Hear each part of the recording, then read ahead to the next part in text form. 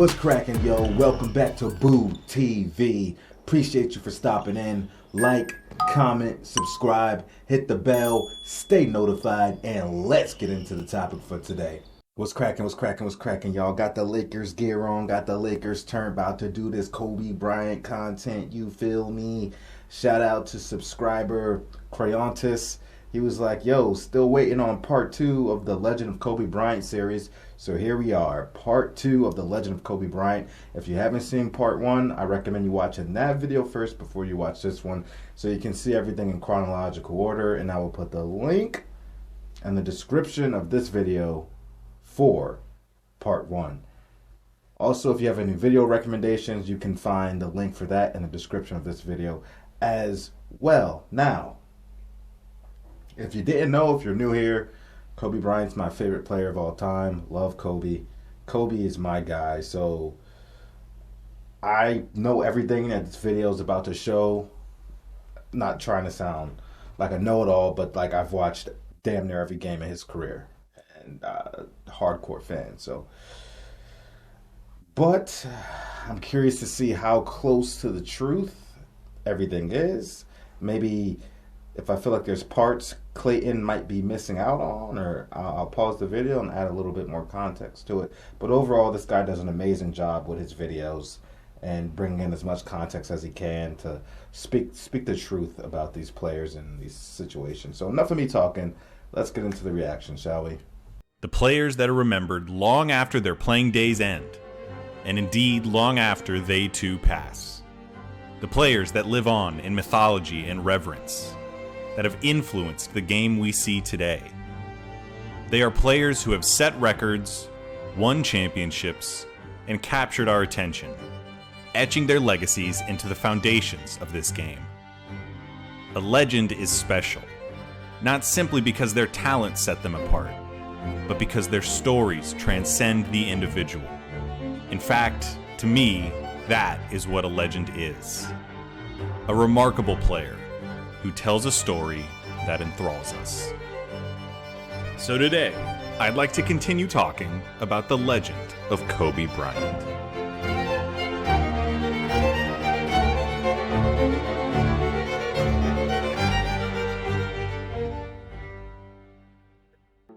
After what goes down as one of the most impressive and one of the most disappointing seasons a basketball player has ever had, Kobe Bryant changed his number before the 2006-2007 NBA season from number 8 to number 24.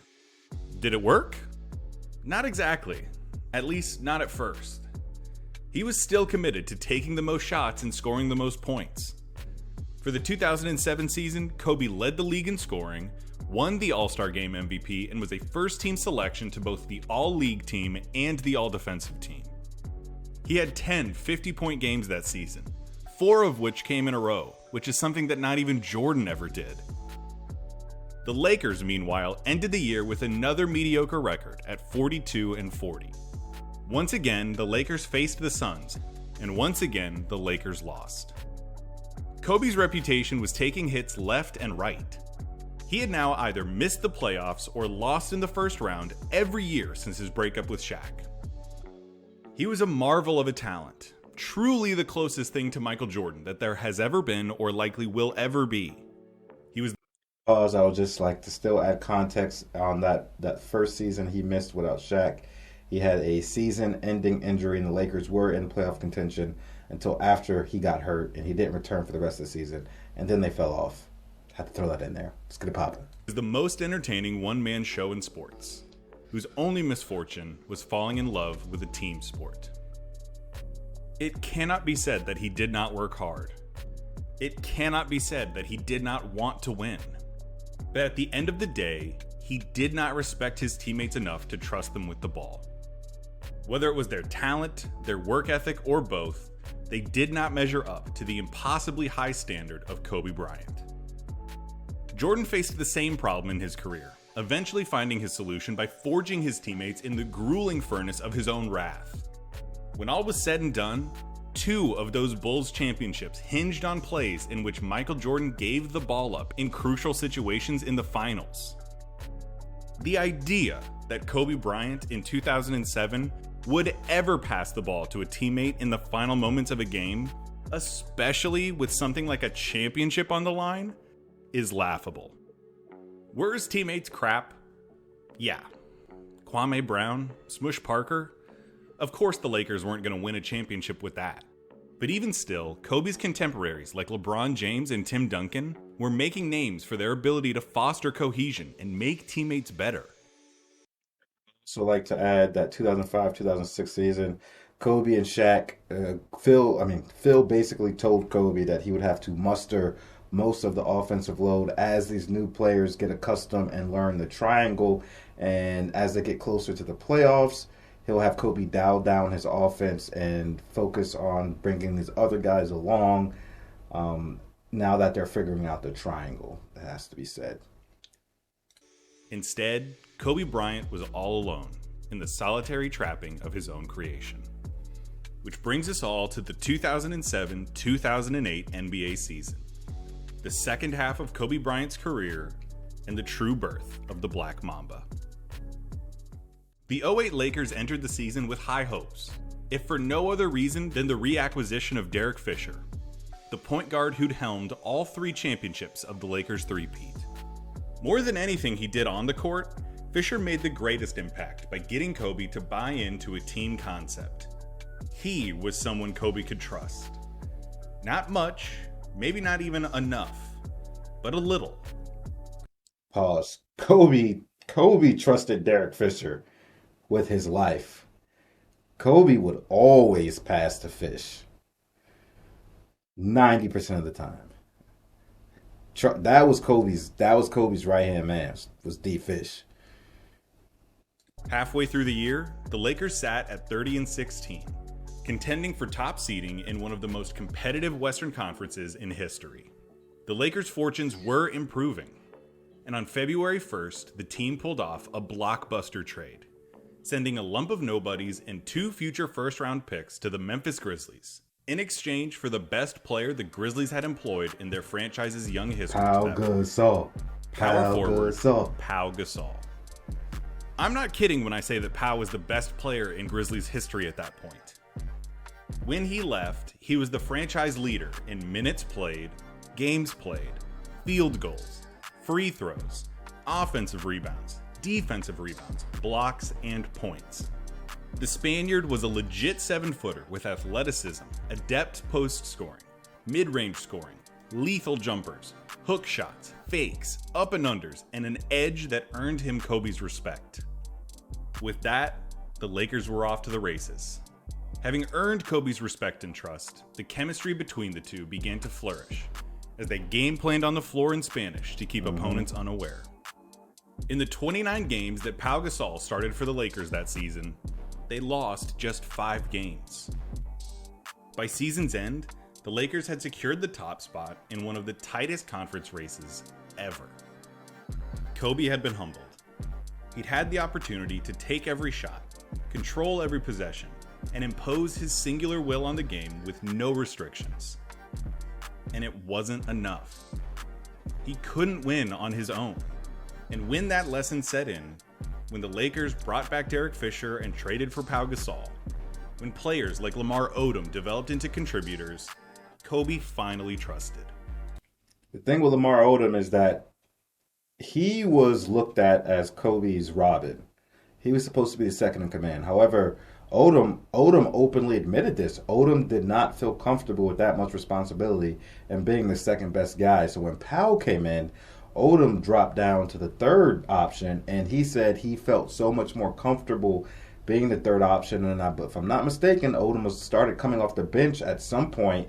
Actually got Sixth Man of the Year award, if I'm not mistaken. Don't quote me on that. I think he did get Sixth Man of the Year at one point, and he really flourished running with that second unit.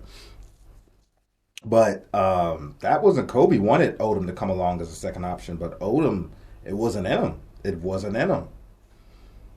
Not consistently, anyway. He never gave away the keys. He never changed his nature. But he finally started putting the puzzle pieces together. At season's end, he was a first-team All-NBA selection, a first-team All-Defensive selection, and for the first time in his illustrious career, Kobe Bryant was the NBA regular season's most valuable player. He should In have the got more playoffs, MVPs. he led the Lakers through that loaded conference for a berth in the NBA Finals, emphatically reasserting himself as a franchise player and a leader. That run pissed me off because they had to play the Spurs, who were the defending champions at the time. They beat the Spurs, I think, 4-2 or 4-1 in the Western Conference Finals. Either 4-2 or 4-1, they beat the Spurs. So at that point, I'm like, hell, we already beat the defending champions. We should get the championship trophy for that alone. We already took down the defending champs. And then we all know what happened in the finals. This missed championship still haunts me, man. Take down the defending champion Spurs and then move on and lose in the finals. That hurt. I felt on top of the world after we beat the Spurs. Ugh. The opponent of the Lakers in those 2008 finals was none other than the Boston Celtics. And if you're watching this video and you've made it this far, I'm certain I don't need to go into too much detail about that rivalry. In essence, the NBA is built on the Celtics-Lakers rivalry. As of the creation of this video, the Lakers and Celtics have won 17 championships apiece. That's 34 of the 75 championships ever won in the NBA, 45%. They have met in the championship series 12 times, with each featuring a litany of the greatest players the game has ever seen. And this was no different. Across the court from Kobe and Pau stood the Celtics' new big three: Paul Pierce, Kevin Garnett, and Ray Allen. Every finals has something at stake. They all affect legacies and create icons and legends. But the stage doesn't get much bigger. The lights don't get much brighter than Lakers-Celtics. And for the first time since 1987, the two met. After 21 years, the rivalry had been revived. Despite the improvement the Lakers had made, the Celtics proved too much to handle. Paul Pierce had an excellent series, winning the Finals MVP, and was said by many to have outplayed Bryant. The death nail of the series came in Game 4, when the Lakers blew a 24-point third-quarter lead, watching as the Celtics set a record for the largest Finals comeback since 1971. In the final game of the series, the Celtics set another record for the most lopsided victory in a championship-clinching game ever. That game 6 was hell for me. I'll tell you a little story real quick. Long story short, the day game 6, I had got kidney stones. Long story short, I gutted it out. I didn't know what was going on. I went to the hospital. They ran the scans, whatever, said I had kidney stones. They put me to sleep. Right, I don't know how long I was knocked out for. So I wake up out of my sleep, and the first thing on my mind was, turn the game on, turn the game on, turn the game on. My mom looks at me. My mom and dad are in the hospital. My mom looks at me, and she's like, I don't know if we should turn the game on. I was like, turn the game on. I'm still drowsy. They turn on the game 6 in Boston. I see the score. Fourth quarter, Lakers getting their ass kicked. I was like, oh God, this is the worst day ever. Eliminated from the finals, and I have kidney stones. But the kidney stones saved me from watching most of that beating, I'll tell you that. But I still would have wanted to be there to support my guys. We didn't have Andrew Bynum, man. He never came back that season. The tide had turned yet again for Kobe Bryant. There was no storybook ending, no capping off of his newfound stature as a lead his team to a championship guy. Instead, people started wondering if they jumped the gun on giving him that kind of distinction. What? Questions still surrounded Kobe. He had gotten the Lakers back to the finals, but could he really be a guy who could lead them to a championship? Was this a real shift in attitude, or was this just a one-time thing? Does he really get it? Enter the Black Mamba. Following the 2008 finals loss, Kobe went to a place he had never gone to before. He'd always been known for his work ethic, but he doubled down on it, pushing his body and abilities like never before. During the offseason, he represented the US during the Olympic Games and quickly became the unquestioned alpha dog on the famously loaded Redeem team. Absolutely. That featured players like LeBron James, Dwayne Wade, Chris Paul, and Carmelo Anthony. Matched up against Spain and his running mate Pau in the Olympic final, Bryant set the tone, running right through his Laker co-star. The message was simple and obvious. I don't care that we're boys. I don't care that we're teammates. Right now we're opponents, and I will fucking destroy you.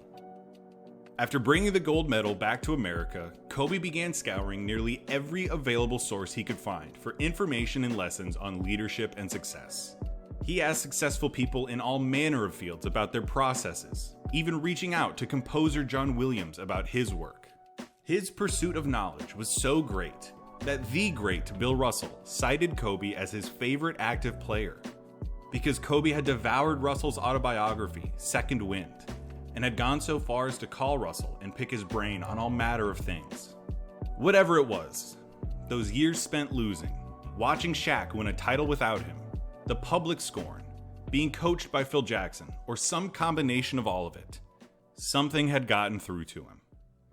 The lesson had been learned. He started putting it together in 2008, enough that the Lakers were good enough to make a run at the finals. In 2009, he and the Lakers were eager to prove that they could win it all. How did that 2009 season shape up for the Lakers? 65 wins in the regular season, the third most in franchise history. It was Kobe like we'd never seen him before, with stories abounding of him inviting teammates out to dinner and connecting with everyone on the roster, from Pau, Fisher, and Lamar Odom, all the way to guys like Luke Walton and Sasha Vujacic, all while maintaining his otherworldly reputation as a scorer, competitor, and all-around threat. He had his Glad Clayton said that because I was about to pause the video. Yes, Kobe Bryant was an all-around basketball player. Yes, his scoring was phenomenal. Yes, he was a prolific scorer. Yes, he was a aggressive scorer. But people tend to forget that this guy was an all-around basketball player. The notion that he never passed the ball is a bit overrated. Yes, he had moments where he was ball hogging, but that wasn't the norm. That wasn't every game. That was not. He was an all-around. He could facilitate. He could play make. He was an amazing defender. He could do it all. He was all-around solid, but he was super prolific at scoring. highest shooting percentage since 2002, broke Bernard King's 25-year-old MSG scoring record, was a first-team everything, and was the co-MVP of the All-Star Game, along with who else but Shaquille O'Neal. Kobe was denied a second consecutive MVP only because of the emergence of LeBron James and his 66-win Cleveland Cavaliers. So I still think Kobe should have got the MVP. I think what he said, the Lakers had like 64, 65 wins, 63, something like that. LeBron had, 2 more wins? But Kobe's conference was way much harder, so much harder. And he had to play the Western Conference teams twice as many times. He had to see the Spurs 4 times. He had to see all these Western Conference beats 4 times as compared to the Cavaliers only to see them twice. That record in the West was much more impressive. I stand by that. Kobe should have had back-to-back MVPs. He'd scored more points in years prior. He'd won the MVP the year before. But the venom in the fangs of the Black Mamba was never deadlier than in 2009. All season long, NBA fans had anticipated a collision between Kobe's Lakers and LeBron's Cavs in the finals for a number of reasons. They were the teams with the 2 best records in the league, led by the top 2 MVP vote getters, with Kobe representing the past and present, while LeBron, at just 24 years old, was the future. It would have been a watershed showdown, and its implications would have echoed throughout the league for decades. Yeah. The Lakers held up their end, advancing to their 2nd consecutive finals. But in one of the shocking upsets of the decade, the Orlando Magic bounced the Cavs in 6 games, setting up a Lakers Magic finals. Now, like I said earlier, every finals carries weight. There is no championship that doesn't count, no ring that isn't earned. But to say that the matchup wasn't a letdown would be a lie. Nonetheless, the heavily favored Lakers took their opponents seriously. In the first game of the series, Kobe exploded for 40 points, 8 rebounds, and 8 assists. Not so much channeling the old Kobe, but showcasing this newer, smarter, more evolved incarnation. He trusted his teammates, gave them their chances, and took over when the moment demanded it. The Los Angeles Lakers won the 2009 NBA championship in 5 games. And after 32 points, 5.5 rebounds, and a series-high 7 assists, Kobe Bryant was named the finals most valuable player for the first time in his career. The top of the mountain, back at last. He'd been a part of the most dominant duo in basketball history, yes. But now he had proven that he was on the short list of guys who could be the league's very best player and lead his team to an NBA championship. And, now he had as many rings as Shaq. Not for nothing. But even still, there were whispers, doubters, people who poo-pooed the championship, saying that the Lakers wouldn't have stood a chance against a team like the Celtics or the Cavs, and that they lucked out by matching up with the Magic. Reinvigorated by his last remnants of doubters and by the team's acquisition of former Defensive Player of the Year Ron Artest, Kobe assumed his fully evolved form. At 31 years old, in his 13th professional season, he had finally reached the stage of his career where he had the wisdom to match his talent. He wasn't the most athletic player in the league anymore, but no one did a better job at utilizing that athleticism. He had a veteran's know-how and a champion's confidence. A deadly combination in a man like Kobe Bryant. Over the course of the 2009-2010 season, Kobe became the Lakers' all-time leading scorer, passing Jerry West on February 1st, 2010. He came up clutch throughout the season, time and time again, delivering iconic play after iconic play. Which is not to mention the fact that he fractured the index finger on his right hand, elected not to take any time off, and hit one of those game winners just 5 days later. It's just another story of Kobe's maniacal will to win and another anecdote of his inhuman pain tolerance, which is something that I haven't really been able to touch on yet. And actually, there are a few things I haven't mentioned or won't be able to mention that I want to touch on. All of his other injuries that he played through, his atrocious rap career, the fact that he would play every guard on his team, 1-on-1 to 100 throughout his career, how he would break out the underbite when he was really cooking, Paul Pierce's poop game, the vetoed CP3 trade, Kobe's weird crown tattoo, the fact that the video of him jumping over the Aston Martin is fake, that time he got served a 2-piece combo by Chris Childs, how his marriage to Vanessa caused a rift with his parents, resulting in this heartbreaking picture because he couldn't celebrate his 2001 championship with them, and how he learned some Slovenian so that he could shit-talk Luka courtside. The Lakers... Fun fact, Kobe spoke 6 different languages fluently. Oh, and please believe, whenever he come across a player that spoke one of those languages he knew, he shit-talk him all game. Wrapped up the 2010 regular season with the best record in the Western Conference yet again. Kobe was first team everything again, and finished 3rd in league MVP voting. Pau continued to flourish as a double-double machine next to Kobe, and the rest of the team fit perfectly around them. A well-calibrated, two-way machine, chock full of heady veterans who had all passed the Kobe Bryant toughness test. LA marched through the Western Conference, defeating the Oklahoma City Thunder, Utah Jazz, and Phoenix Suns on their way to the OKC Thunder series. That series, the Thunder were scaring me, that series, man. They had all the youth, they had all the athleticism. They was making us look old as hell. And we beat them in 6 on a... Kobe missed a game-winning shot, and Pau Gasol got the rebound and put it back in to win the game. But that could have easily went 7. And that Utah series, I think we swept them or something close to it, but all those games were close.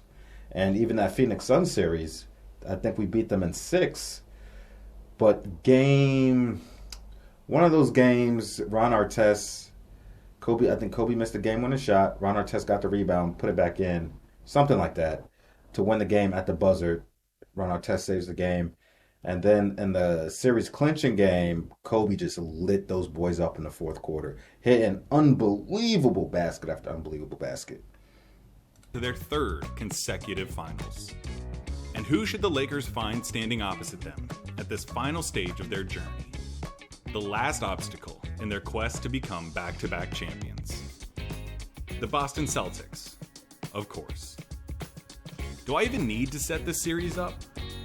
You've got the last two league champions squaring off in the finals. Those two teams happen to be the Lakers and Celtics, and the series will feature at least 5 surefire Hall of Famers, almost all of whom are in their primes.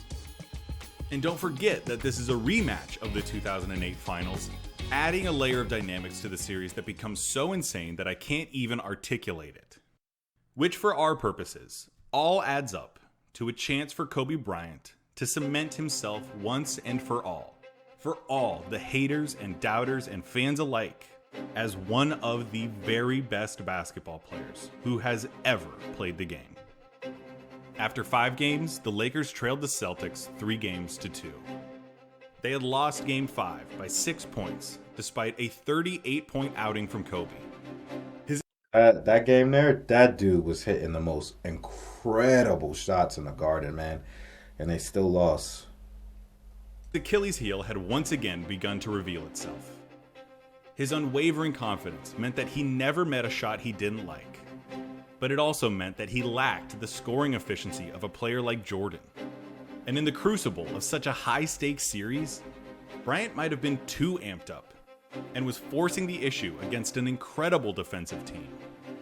Facing elimination and the prospect of a second finals loss to the Celtics in 3 years, the Lakers stuck out their chests, kindled their pride, and submitted a masterful defensive performance in Game 6. They beat the Celtics by 22 points and held Boston to just 67 total points, setting up a do-or-die, winner-take-all game in Los Angeles. Everything came down to the best 2 words in sports. Game 7. Nicely If done. you thought Kobe was going to take a backseat now, you have not been paying attention. Which didn't necessarily spell good things. Kobe's Game 7 goes down as another of his most perplexing. He couldn't help himself. He wanted it too bad. He only made 6 of his 24 field goal attempts, determined to be the hero. Still, he made up for his poor shooting by crashing the boards to the tune of 15 rebounds and forcing himself to the line, especially in the fourth quarter. I would like to add, that's something that, with a lot of players, if you're scoring, if you're not going to be on every night, right? So if your shot's not going down, this would separate some players from other players from me. If your shot's not going down, how can you find ways to impact the game in other ways positively? There's a lot of players where somebody that you can really just call, that's just a score. That's just a score, because if their shot's not going, they cannot impact the game. Their presence on the floor does not impact the game. That is a person that's only a scorer. Kobe is an all-around basketball player. That's an elite scorer. So even when Kobe's shot wasn't going, he can impact the game in other ways. And he will find ways to do it in just his sheer presence on the floor, knowing that cold Kobe Bryant can heat up like that and drop 25 points on you in the third quarter. So the defenses are going to stay locked in on him like he was on fire. But that's the true greats, the true all-around players that even maybe prolific scorers can still find ways to impact the game positively when their shot's not going. With the game nearing its close, the Lakers were desperately holding on to a 6-point lead. But after a Rasheed Wallace tray cut the Laker lead to just 3 points, with 90 seconds remaining, the Lakers' season was on the line. Score, and you push the advantage to 2 possessions. Miss, and the Celtics have a multitude of options to tie the game and potentially force overtime. So what do you think? Knowing what you know about Kobe Bryant, someone who has struggled with trust his entire career, driven by maybe the most unshakable confidence an athlete has ever possessed, in a game where that confidence has been on full display to the detriment of his team, in the final minute of a Game 7, as he tries to ice the game and cement. I would also like to add, damn near everybody that was a low-scoring game. Damn near every player that played that game had a poor shooting percentage. Everybody was shooting up bricks that game. That was an extremely defense-oriented centric game. Like, a lot of players shot bad that game. Kobe only gets pointed out, I guess, because he took 24 shots, but 24 shots really isn't that much. It's 6 shots a quarter. But just the fact that he missed so many of them, but so did everybody else. I think Pau Gasol had a pretty good shooting game, and Ron Artest had an okay shooting game. And Kevin Garnett, if I remember, didn't get up that many shots, but everybody else pretty much didn't play well from a scoring perspective. I would like to add that in there. But yes, Kobe took the most shots and missed the most shots. That is true. And his legacy. What do you think happens? I know what happened. Bryant looking. Artest, that's a three. Bang! He passed the ball. He passed the ball, and 60 seconds later, the Los Angeles Lakers were champions once more. What is there to even say? I would also like to add that Kobe trusted the hell out of Ron Artest at all times. I remember Kobe saying he trusts Artest more than anybody on the team. He said, Artest is the one guy that I know is going to be locked in and ready to go every single game. He doesn't have to worry about Ron. I know that's kind of what I'm here for, but doesn't this footage just tell you what you need to know? It meant everything. A second consecutive championship. Another Finals MVP. Getting the last laugh. Writing a dramatic chapter in one of sport's greatest rivalries. Validating the championship the previous year. And of course, for Kobe, his fifth championship meant that he had one more than Shaq.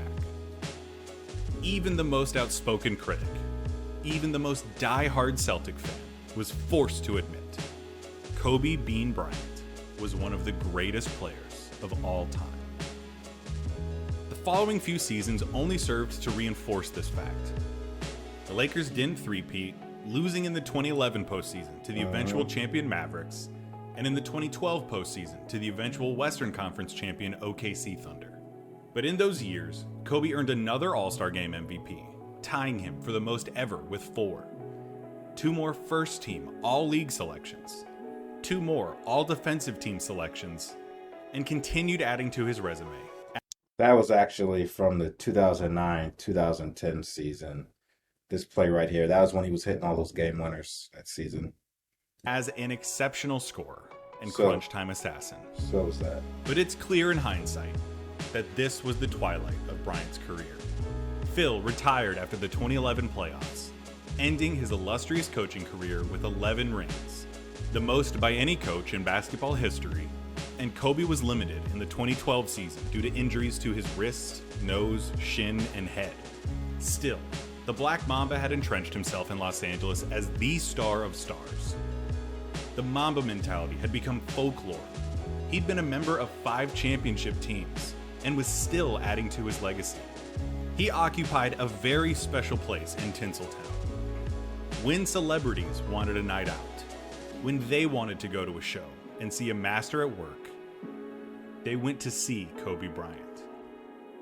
And in the 2012 Olympics, on the heels of LeBron's coronation as champion, Bryant gracefully ceded power to his young counterpart. I don't know about that. After another gold medal, the Lakers made one last desperate attempt to build a contender around their 34-year-old superstar. I'm saying Kobe's not giving that up willingly. It took the Achilles tendon injury and then the broken knee and broken shoulder, and it was like, hey, please believe Kobe still thought he was the best player in the league, probably up until after he tore his Achilles, and even then he probably still thought he was the best player in the league. Probably just like, bruh, I got it all in here. If only my body could keep up with my mind right now. 2 rivals of Bryant's were brought in.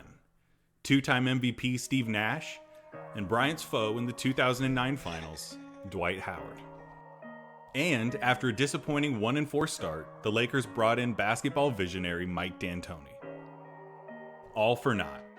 Bryant and Howard ignited an infamous feud due to differences in attitude and work ethic, echoing the Kobe-Shaq beef, while Nash struggled to stay healthy, let alone effective, as he pushed 39 years old, which put Kobe in the position to do it himself. Nothing new. Once again, Bryant became the most entertaining one-man show in sports.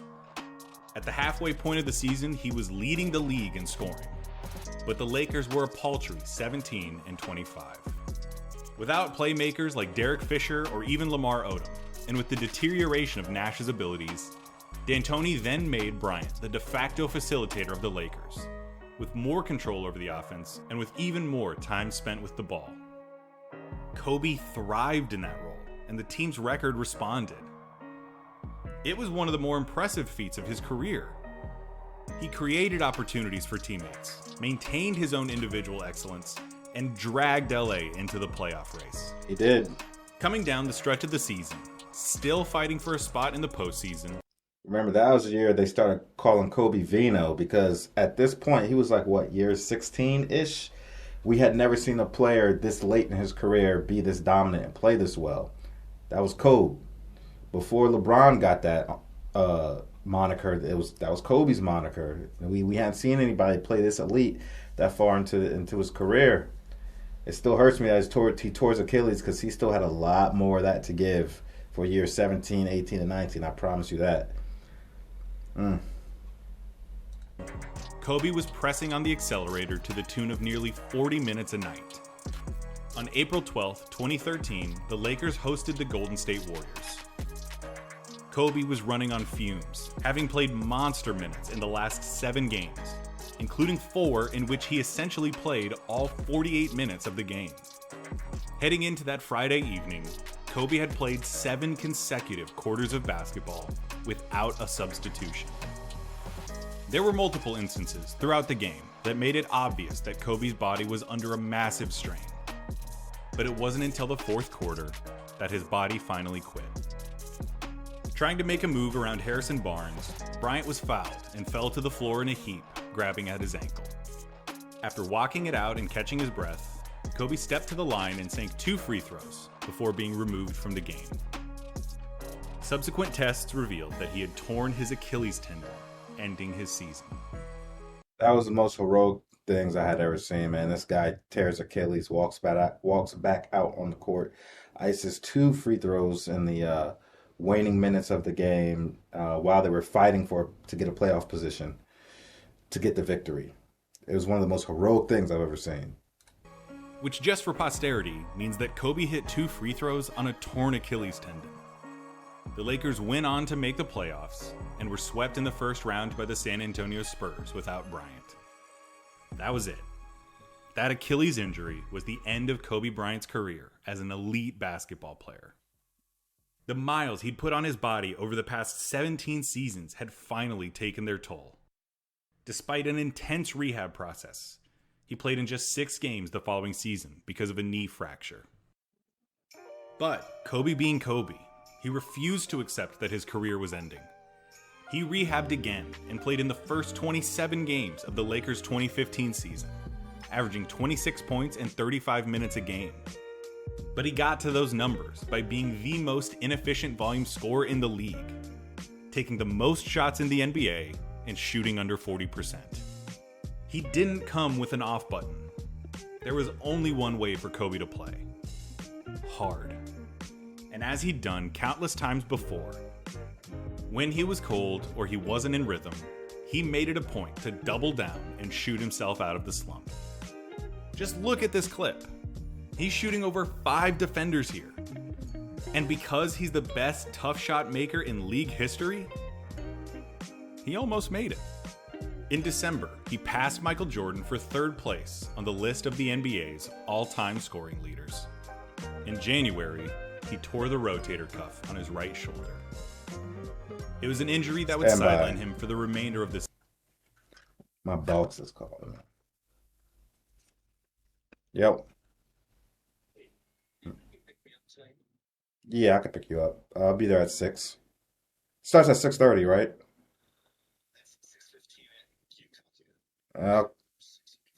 Okay. Yep. Later.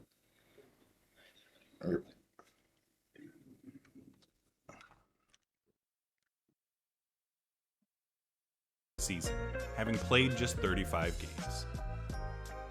But when I tell you that he returned to that January game and played the rest of it left-handed, are you even surprised?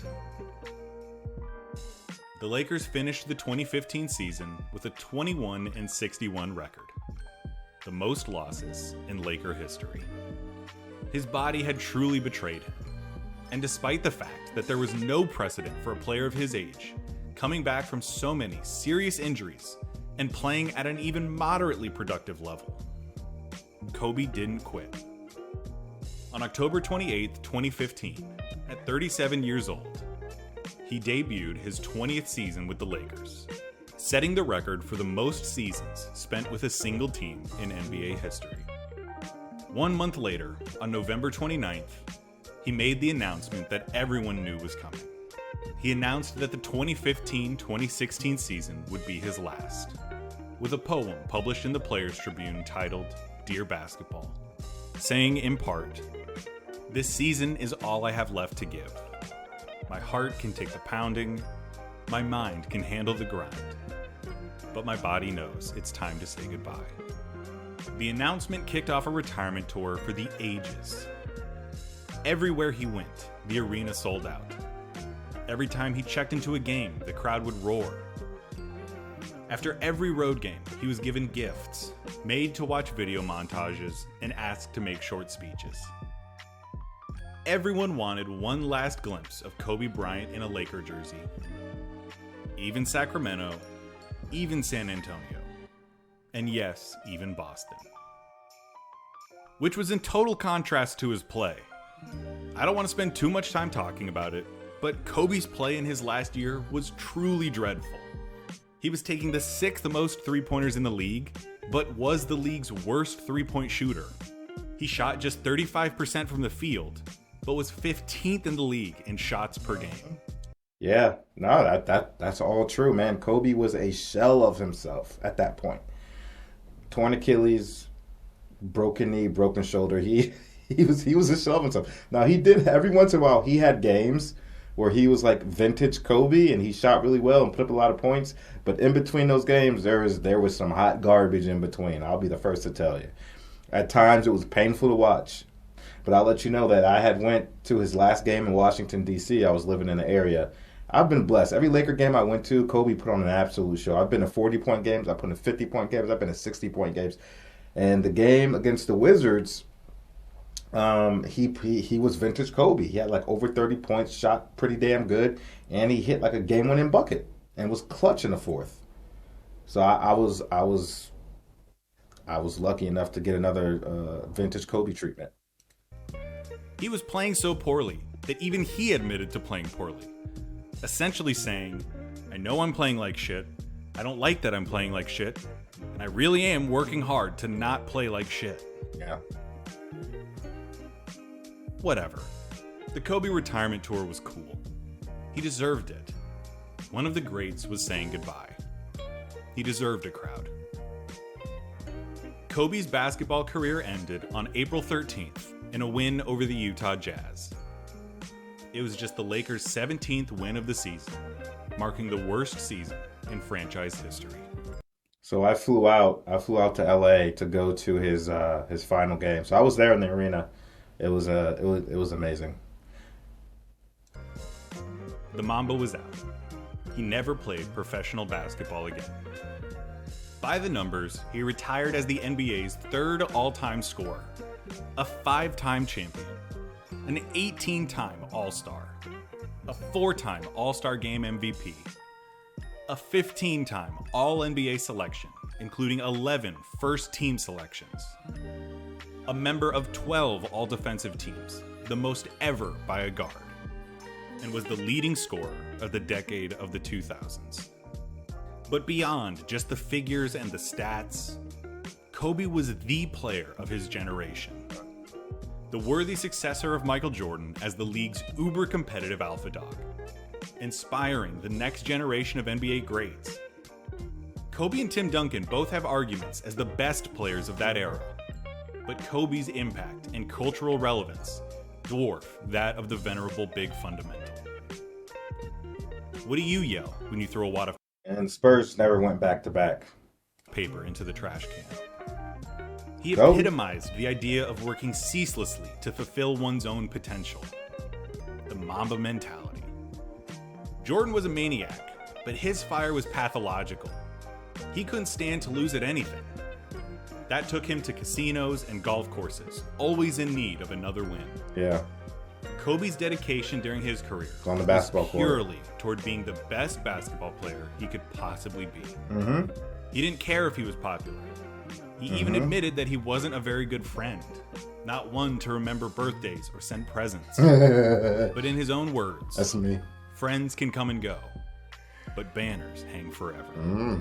After his retirement from basketball, Kobe turned his attention toward filmmaking and content creation. In one of his first creative endeavors, he worked with former Disney animator Glenn Keane and composer John Williams to turn his poem Dear Basketball into a short animated film. The film was nominated for and won the Academy Award for Best Animated Short Film in 2017. Barely a year after retiring from basketball, Kobe Bryant had won an Oscar. He was just that kind of guy. From there, he set his sights on creating content with 4 people in mind: his 4 daughters. As a devoted girl dad, he'd become disillusioned by the kind of programming and content that was directed at young girls. He felt like his daughters didn't need story after story about a damsel in distress, a girl who exists purely as a love interest, or a woman who needs saving. Kobe wanted to change that. To that end, he also supported the sports his daughters were active in, advocated women's sports, the WNBA, and coached his 13-year-old daughter Gianna's basketball team.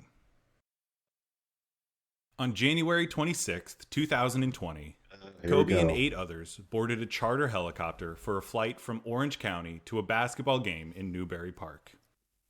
With Kobe was his Gianna, John and Carrie Altobelli, their daughter Alyssa, Sarah Chester and her daughter Peyton, coach Christina Mauser, and pilot Ara Zobayan. At approximately 9:45 that morning, the helicopter was enveloped in a thick fog and crashed on a hillside in Calabasas, California. All 9 people on board were killed. The tragedy defied words. And although this video is about Kobe, I want to make a point to recognize that he was not the only one lost. Just because they weren't famous basketball players does not make any of their deaths less tragic. It feels like by talking solely about Kobe, we're ignoring the fact that other people lost their lives, that other families were destroyed, that 3 teenage girls didn't get the chance to grow up and write their legacies. So before going further, I want to acknowledge and remember them. But the world did lose Kobe Bryant too. Just like that, one of the most recognizable sports figures was gone. So much was written and said about it at the time, and his connection to fans was so personal that to try to describe the void he left feels almost like a waste of words. Tributes poured in from across the world. His death reminded everyone of the fragility of life, urging many people, public and otherwise, to mend old relationships and be better people. Ugh.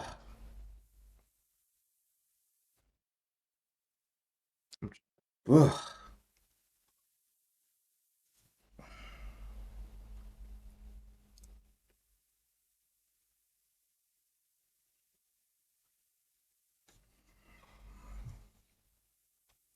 I flew down after he passed away. I flew down to LA to pay my respects. You know, went around the city, took pictures of the murals. You know what I'm saying? I tried to get a ticket to get into the arena for the actual memorial service, but I wasn't able to get in. But I went down there and did what I can to pay homage to Bean. That's just so sad. I always get choked up. The NBA renamed its All-Star Game MVP award in his honor. Kobe was posthumously inducted into the Naismith Basketball Hall of Fame in May of the following year. And on October 11, 2020, 9 months after the crash, the Los Angeles Lakers won the NBA championship for the first time in a decade. He is the second best player who has ever played his position, a cultural icon and a generational talent. The Lakers are basketball's signature franchise. And perhaps not to say he is the best, but for what he represented and for all the things he did, Kobe Bryant is the greatest Laker of all time. Kobe's death was surprising because he did not seem like someone who could die. He was an invincible warrior, an indomitable will.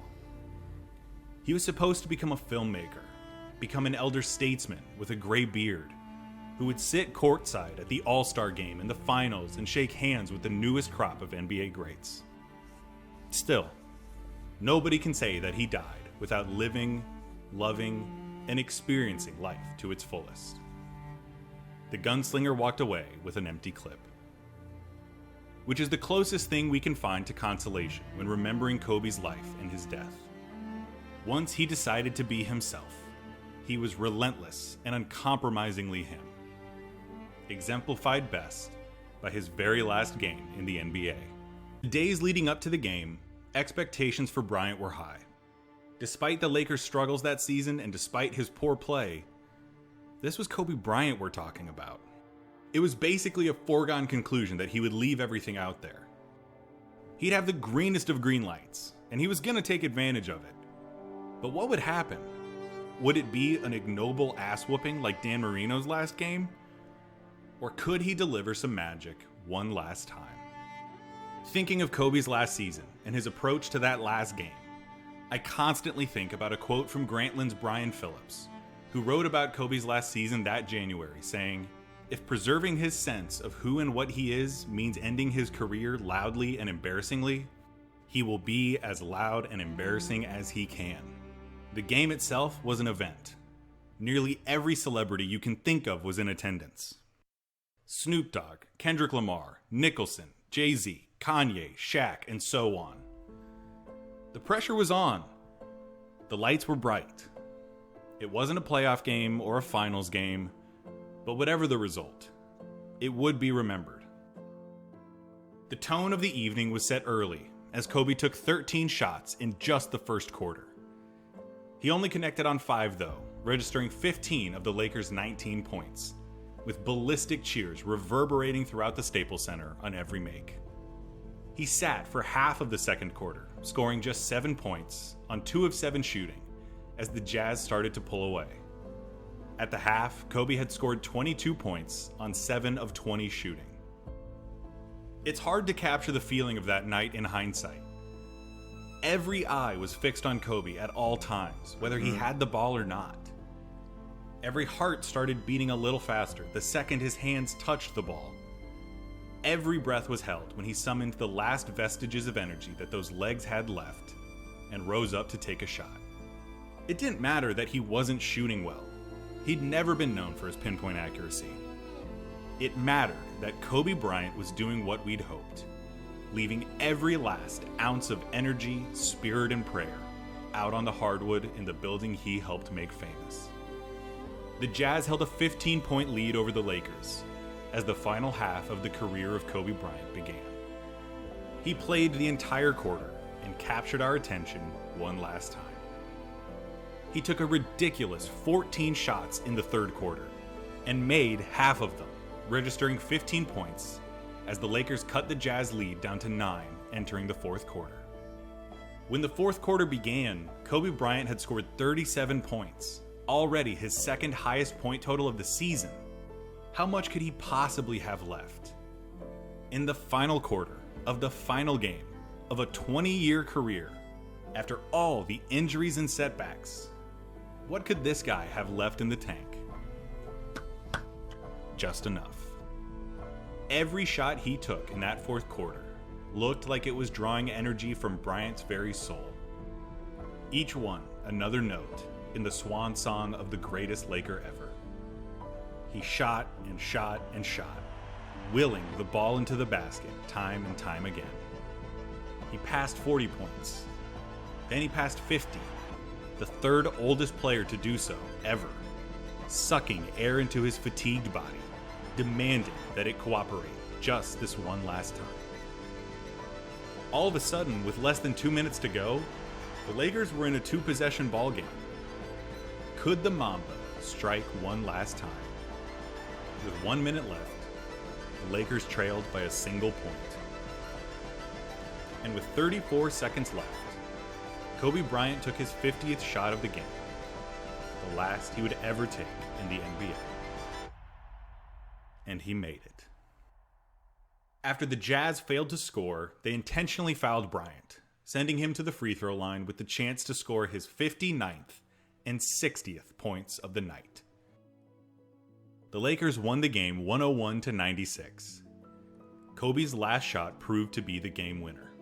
He became the oldest player in NBA history to score 60 points in a game and set the mark for the most points scored in a single game by any player in the 2016 season. He took 50 shots to get there, the most in a single game by any player since 1967. That, to me, is the consolation.